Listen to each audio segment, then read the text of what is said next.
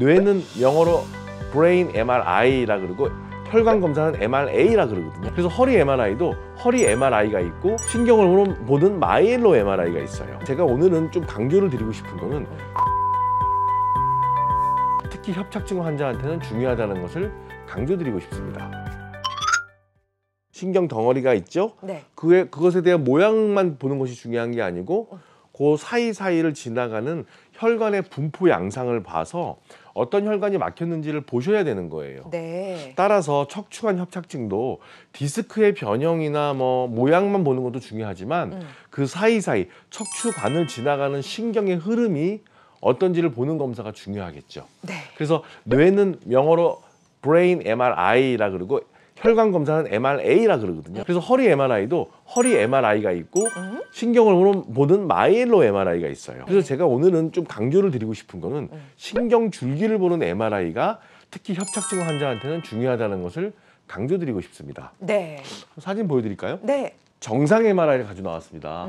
요즘에 시청자 여러분 굉장히 수준이 올라가서 이 정도 다 판독을 하십니다. 네. T2 이미지라고 하는 영상 MRI인데요. 제일 밑에 있는 뼈가 5번 뼈고 4, 3, 2, 1 허리뼈가 5개예요. 뼈와 뼈 사이에 마디가 화이트 디스크, 정상 디스크예요. 네. 그리고 뒤로 내려가는 신경이 보이고 요 하얀 거는 뇌 척수액이에요. 이렇게 어떤 긴 고무 풍선 같은 주머니 안에 물이 흘러가는 것이 뇌 척수액이고 신경이 지나갑니다. 이게 정상인데 누구 MRI가 이렇게 깨끗한가요? 부럽네요. 아마 임지연 아나운서께서는 이렇게 보이셔야 될 나이입니다. 그러니까 저도 저랬으면 좋겠는데 자신이 없어요. 놀란 게 네. 한 30대까지도 이렇게 보여야 되는데 네. 30대 친구들이 완전 이렇게 변해 있어요. 그래서 협착증이 옵니다. 네. 실제로 이 환자도 40대 초반입니다. 그런데 5, 4, 3, 2, 1인데 네. 여기는 마디마디가 디스크가 하얗고 괜찮습니다. 그런데 그렇죠. 4번, 5번과 5번 아래는 디스크 자체가 블랙 디스크로 검게 변해 있고요. 그 다음에 뒤로 지나가는 신경 통로가 이렇게 뿔록 나와서 막혀 있습니다. 그렇죠. 그래서 정상 MRI와 협착증 MRI가 이렇게 비교가 되는데 디스크가 많이 돌출이 돼서 신경 통로 자체가 막혀 있으면 신경 물길이 막히게 되는 거예요. 신경 물길이 막히면 왼쪽처럼 정상적으로 이렇게 폭포수처럼 쫙 예쁘게 내려와야 되는 신경줄기 MRI가 이렇게 막히게 되죠. 요런 것들을 확인을 반드시 하셔야 되고요. 사실 제가 심플하게 요 사진만 가지고 나왔지만 컴퓨터 저희 서버로 화면을 크게 보면 돌려볼 수가 있고 그래서 잔 가지들이 어떻게 막혀 있는지 양상을 보는 것이 바로 마이엘로 MRI인데요. 예전에는 조영제를 허리에 직접 의사가 찔러 넣어서 굉장히 조영제를 많이 넣어서 마이엘로 MRI나 CT를 찍었는데 네. 요즘에는 혈관 주사 조영제 맞지 않고서 또 허리에 조영제를 넣지 않고서도 주사 맞지 않고 전혀 이런 마이엘로 MRI를 구현할 수가 있습니다. 네. 그래서 물론 1.5 테슬라 이상의 좋은 MRI여야 돼요. 그래서 MRI가 뭐 무조건 막 싸고 저렴하다고 좋은 건 아닙니다, 여러분. 이게 잘 보여야지 보이지 않는 싼 MRI는 의미가 없죠. 네. 하지만 어느 정도 수준이 되는 MRI, 좋은 MRI 찍으면 마이엘로 MRI를 이렇게 구현을 할 수가 있기 때문에 반드시 나의 상태가 이렇게 여유가 있는지 아니면 완전 막혔는지를 확인하는 것이 골든타임의 중요합니다. 네. 지금 이렇게 마이엘로 MRI를 통해서 보니까 신경이 지나가는 그 길인 척추관이 좁아지거나 막혀 있는 게 눈으로 확실하게 보였거든요. 네네. 자, 그럼 어떤 요인들이 이렇게 좁아지게 만드는 요인이라고 볼 수 있을까요? 디스크가 탈출하게 되고 아까 보면 화이트 디스크가 물이 빠져나가면서 블랙 디스크가 되면 우리 몸의 디스크 안에 압력이 올라가게 됩니다.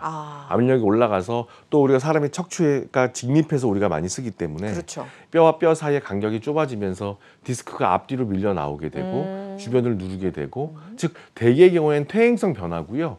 어떤 자세나 생활 습관, 젊은 사람들한테는 앉아있는 시간, 여러 가지 어떤 진동, 교통수단, 자동차, 지하철 타면 진동에 노출이 되죠. 네네. 현대인들의 정말 시티 라이프라 그러죠. 그렇죠. 생활 습관과 자세와 긴밀하게 연관이 돼 있습니다. 근데 앉아있는 습관이 허리 건강에 되게 안 좋다라는 말씀을 초반부터 계속해서 드렸는데 서 있는 거, 계속해서 서 있는 게 허리 건강에 좋을까요? 전 이것도 궁금하더라고요. 굉장히 좋은 질문. 예. 그렇지 않습니다. 네. 그래서 사실 이렇게 보시면 됩니다. 누워 있을 때 허리에 들어가는 하중이 만약에 0이라면 서 있을 때는 100이고요. 앉아 있으면 150입니다. 아하. 즉 서 있어도 로딩이 들어가는 거예요. 네. 그래서 그런데 이 상태에서 예를 들어서 설거지 한다고 이렇게 한다. 그러면 120 정도 되는 거예요. 아, 그렇죠. 그러니까 즉 서 있는다고 완전히 프리하진 않아요. 자유롭진 않아요. 네, 알겠습니다. 자, 그러면은 영상을 통해서 계속해서 척추관 협착증에 대해서 알아보도록 하겠습니다. 예, 제가 손으로 모형을 한번 설명을 드릴 텐데요. 네. 허리뼈가 5개라 그랬죠. 그래서 1번부터 5번까지가 있고 제 손 쪽이 이제 내부 장기 쪽입니다. 네. 그래서 잘 보시면 뭔가 노란 게 양쪽으로 이렇게 쭉 내려옵니다. 꼬리뼈가 뒤쪽에 있고 뒤에서 본 모습인데요. 마디마디별로 이제 양쪽으로 노란색 신경 다발이 이제 쭉 다리 쪽으로 내려가는 겁니다. 네. 그래서 이 뒤에서 본 모습을 제가 지금 모형을 보여드리고 있는 거고요. 예, 요거는 이제 단면도죠. 네. 그렇죠? 이렇게. 그래서 제가 손가락으로 쭉 누르고 있죠. 예, 저렇게 어떤 구조물이나 인대나 디스크에 의해서 저렇게 정상적인 신경 통로가 100이라면 저렇게 한 뭐 80, 90 이상만큼 꽉 찌그러지게 눌리는 것들을 우리는 척추관 협착증이라고 합니다. 네. 네. 자, 그럼 저렇게 좁아진 척추관을 넓혀주는 게 치료 방법이겠군요. 그렇습니다. 네, 알겠습니다. 이동엽 원장과 척추관 협착증 치료, 타이밍이 중요하다를 주제로 함께 하고 있습니다. 자, 그러면 치료 방법은 어떻게 달라질까요? 여러 가지 부위가 있는데 어떻게 접근하느냐에 따라서 구분을 하더라고요. 맞습니다. 네. 그래서 저 목표 지점에 도달하는 방법이 3가지입니다. 네. 일단은 모형을 한번 보시면서 제가 설명드리면 이해가 되실 텐데요. 저렇게 막혀 있다. 뭐가 이렇게 눌려 있다. 그러면 접근 방법이 일단은 1번은 꼬리뼈 쪽의 접근 방법입니다. 꼬리뼈. 그래서 항문 쪽 위에 꼬리뼈가 만져져 있죠. 네. 그 꼬리뼈 조금 위에 저렇게 피부가 얇아서 척추관 안으로 들어갈 수 있는 출입구가 있습니다. 그래서 열지 않고, 즉 오픈하지 않고 째지 않고 내시경이 들어가는 꼬리뼈 접근 방법이 1번이고요. 2번 방법은 각 마디별로 저렇게 4번과 5번 사이에 신경이 노란색 신경이 내려오는 추체간 공간, 즉 추간공이라는 구조물이 있습니다. 그래서 마디별로 있겠죠, 양쪽으로. 네. 네, 그래서 다리가 양다리니까. 네. 그래서 마디별로 접근하는 추간공이 있고요. 3번째는 이제 뒤쪽인데 허리 쪽 뒤쪽에서 들어가는데 저렇게 후궁이라고 뼈와 뼈 활처럼 생겼다는 저 후궁과 후궁 사이 공간이 있습니다. 그래서 저것도 마디별로 돼 있겠죠. 약간 넓겠죠. 저렇게 후궁간으로 접근하는 3가지 방법을 통해서 제가 아까 표현하듯이 손가락으로 표현했지만 꾹꾹 눌려 있는 마디를 풀 수 있다는 어떤 그 원리적인 제가 영상을 보여드렸고요. 조금 더 이제 영상을 하나 더 보시면 확실하게 알 수 있는 영상을 보여드리겠습니다.